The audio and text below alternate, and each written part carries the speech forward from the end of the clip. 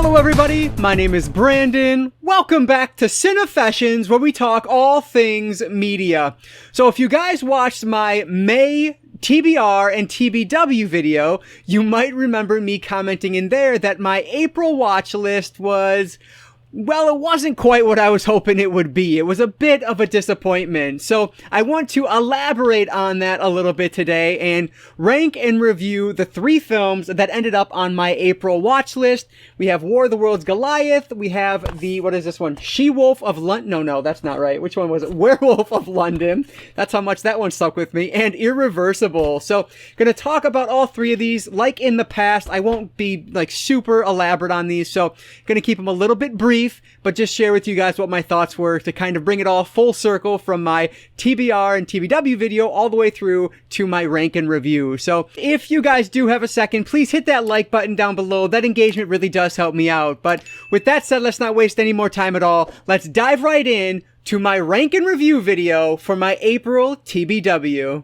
Coming in at number 3 from April has to be Wolfman of London. So this one is from 1935 and it is directed by Stuart Walker.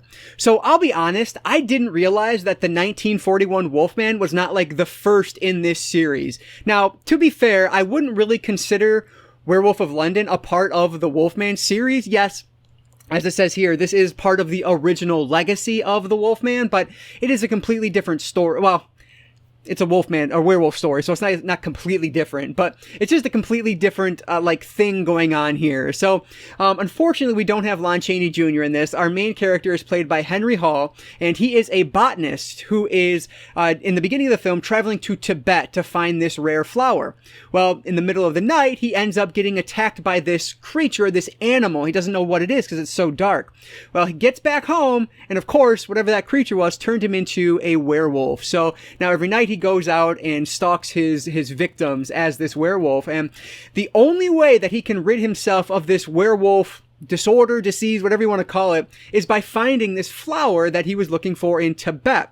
And so that's what he's trying to do, is trying to like cultivate this flower. I guess if I'm remembering right, he brought one home with him, and so he's trying to like basically make more of this flower in order to save himself from this werewolf, becoming a werewolf, basically. So that's the story we're dealing with here. So completely different than what we're dealing with in The Wolfman. And the biggest problem I had with this is that, unfortunately, Lon Chaney Jr. is just in a league of his own. Like, The Wolfman is arguably my favorite of the Universal Monster films, the originals. I love that movie. I think Lon Chaney Jr. is brilliant in it. He is just so, like, he's charming. You want to see him succeed. He's vulnerable. Like, he plays the role so perfectly. And Henry Hall, who plays our wolf in this film, unfortunately is not that. Now, it's not to bash on the acting. He's just not written in the same way. He has this wife in here who is excellent in this role, a shockingly strong female character for a film from 1935. Her name is escaping me, but she was also in Bride of Frankenstein, which is probably my second favorite of the Universal movies. But she's wonderful in this. That said, our main character does not treat her the best, and she has this old friend that comes in. She spends most of the time in the film with him, as opposed to being with her husband, who is just obsessed with his lab and his work. Kind of for obvious reasons, or for justifiable reasons, I guess. But still, he just doesn't treat her that well. The relationship is kind of odd. I don't know. It felt like almost like, was this an arranged marriage? Like, what went on here? So, because of that, I just didn't love that character. And so the charm that Lon Chaney Jr. brings to the original film, that was completely gone. On top of that, we just get tons and tons of dialogue here that doesn't do a lot to push the story forward, and so it felt very slow paced. Now, this movie is only like 75 minutes long, but I still found myself checking my watch and fighting to stay awake and fighting to kind of, keep engaged with what was going on here. So that was disappointing, especially given the length of the film. I will, as I already mentioned, I think the wife, she did a wonderful job in this. The actor who is known for his role as like Charlie Chan, he's in this as kind of an expert on the werewolf as well, and he is completely forgettable. Like, I don't even remember his character's name or anything like that. Like, I feel like it's a good actor that was completely wasted there. So I don't know. There are these two like older drunken women that come in later in the film that I thought were just quite humorous.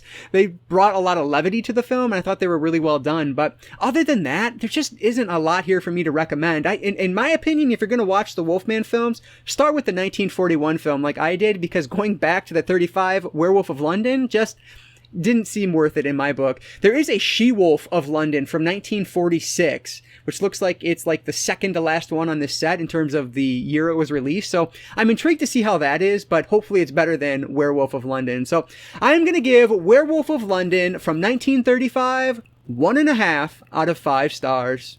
Number 2 on my list from last month is going to be War of the Worlds Goliath, and this is from 2012, directed by Joe Pearson. So I will mention that the reason I chose this one as my film was because it was the letter W for and the prompt was watch a film in 3D. Well, it's difficult for me to watch films in 3D nowadays, so I didn't actually watch this in 3D. I watched the 2D disc. But that said, I don't think it really would have made that much of a difference. So this is a sequel to the original H.G. Wells story. So we start off in this in 1899, I guess it is, and we're following this little boy who watches his family get killed by the Martian attack that is referenced in the original story. Then we jump 15 years into the future, and our little boy is now a grown adult, and he is joined in with this, I forget, it's called ARES, but I forget what it stands for, but it's basically like an Earth Defense Force, for lack of a better word, that is spending their time preparing for the next Martian attack that they assume is coming. So the film takes place in a like steampunk past 1914. That's where the majority of the film takes place. So we're following this group from this Ares team, and we're right on the brink of World War I. So they are actually called apart to go to their like respective countries to take place or to, you know, become part of World War I. But instead, they decide there's this speech that's done by our main character, and he kind of convinces them like, the world needs us. This is more important than these petty wars that your leaders are trying to pull you into. So you need to stay here. And they decide to do that, which is pretty fortunate because like the next day, the Martians happen to come back again. So, then that's the entirety of this film. Like it's just watching this group of people try to defeat these Martians as they're attacking Earth. And like, that's it. There is literally no character growth in this whatsoever. There is one thing that's brought up with one of the characters, and it's, you know, he's going to try to steal some things for his brother in order for him to kind of start a war with whoever he's trying to start a war with. But they don't do anything with it. We have one night where he goes and meets his brother, and that's when we find out that he might be a traitor of sorts. He's going to steal some things. And then, like, the next day, he decides not to do it. And that's it. Like, that's the entirety of the character growth we get in this. This is another one. Not terribly long. I think this one was, how long? Maybe an hour and a half, hour and 95 minutes, or hour and 35 minutes. I don't see the time on the back here, but it's not terribly long. And it was difficult to stay engaged with this one because it's just all action basically for like I don't know, like at least the second half of the movie. And it's not terribly fun action to watch. Like, don't get me wrong, the animation on this I think is well done. The art style is pretty cool. I like that like steampunk past that they present here. That sounded silly, but you know what I'm saying.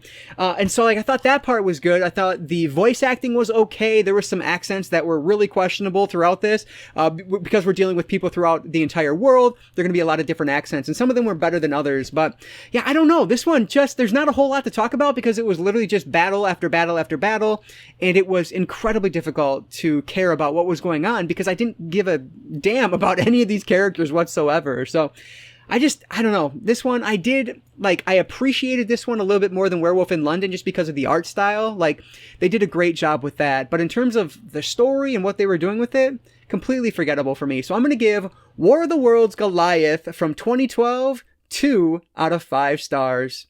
I didn't expect War of the Worlds to be that difficult to talk about, but there's just like no substance there whatsoever that there's not much to talk about. Anyway, moving ahead here to my favorite film that I watched from my TBW.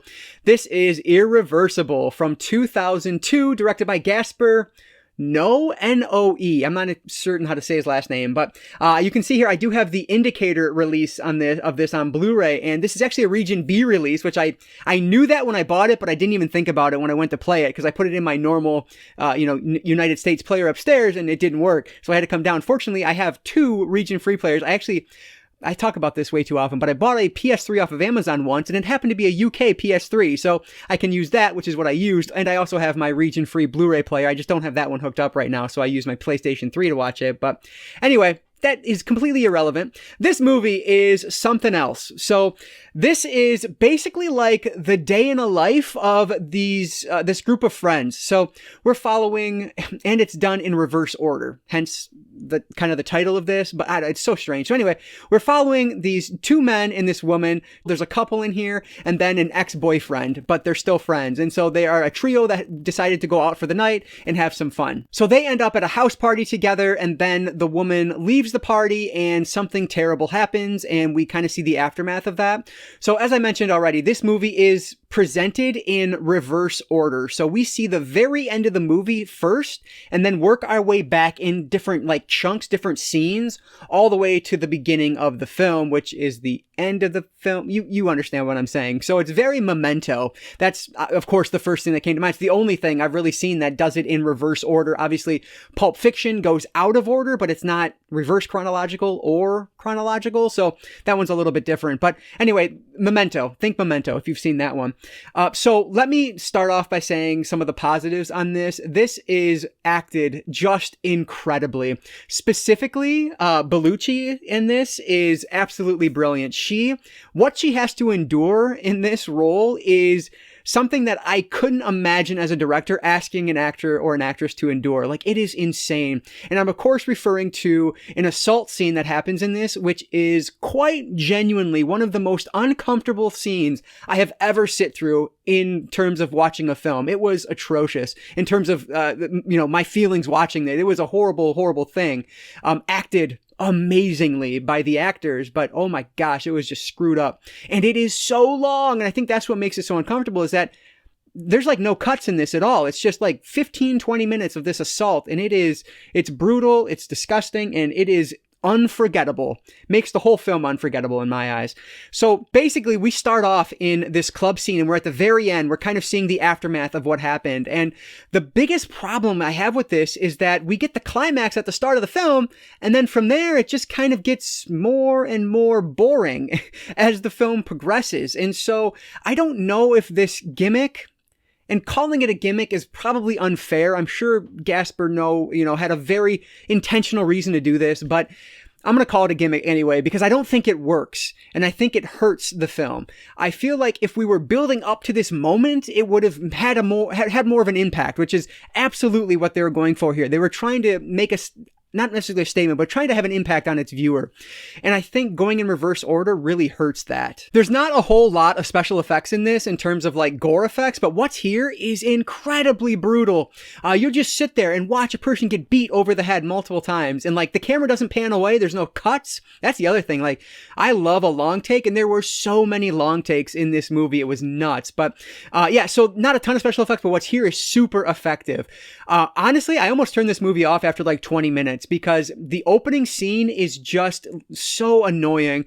The music or the sound that's playing is the most obnoxious sound I could ever imagine. It plays nonstop for 20 minutes. It is ridiculous.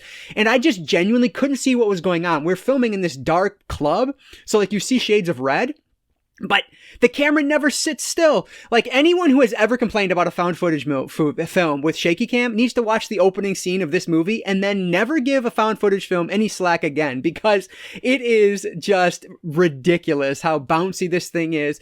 And like, I understand the art aspect of it, but at the same time, as an artist, you also need to be aware of the fact that like, you have an audience. You have someone who is made to watch this and understand this or feel a certain way about this. And with that, literally the only thing I wanted to do was turn it off, because it was jarring. It was uncomfortable in a different way than the assault scene.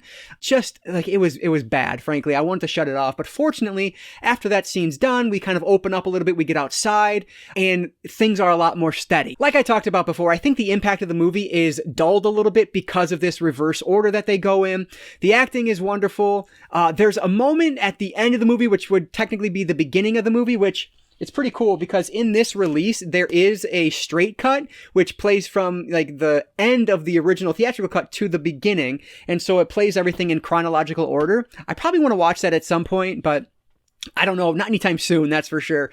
But I feel like it might have had more of an impact, because at the end of the theatrical cut, they kind of toss something on to help you make the audience feel more grief, I guess, for our main actress, but like it doesn't work. It just feels so forced that I thought it was whatever. And at that point I was just like, what else is going to happen here that makes this movie entertaining or makes this movie worth watching still? Because I feel like once you see like the first 45, 60 minutes of it, that the rest of it just doesn't really seem that, like, doesn't have that much of a point to it, I guess. So that's why I feel like it might work better in a straight cut. But anyway, I'm rambling now, so we're going to call it there. So I ended up giving Irreversible, though it was my favorite film of the month, I still didn't love it. There's a lot more I could probably go into, but I'm going to leave it there. So Irreversible from 2002, I'm giving 3 out of 5 stars.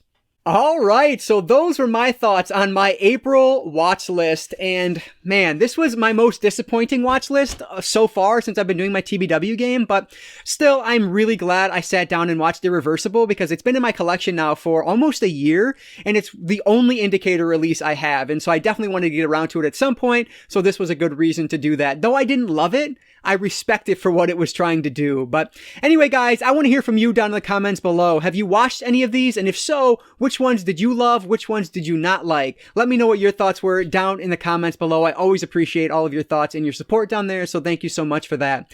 As always, though, if you guys did enjoy this one, please give it a like down below. That engagement really does help me out. And like I always say, I don't just talk movies, I talk all things media, be it books, movies, video games, graphic novels, manga. If it's media related, I'm interested in it. And if you are too, you might consider subscribing. Alright guys, so that's going to do it for today. I just want to say thank you all so much for watching, and I want to encourage you to consume some media today. I'll catch you next time.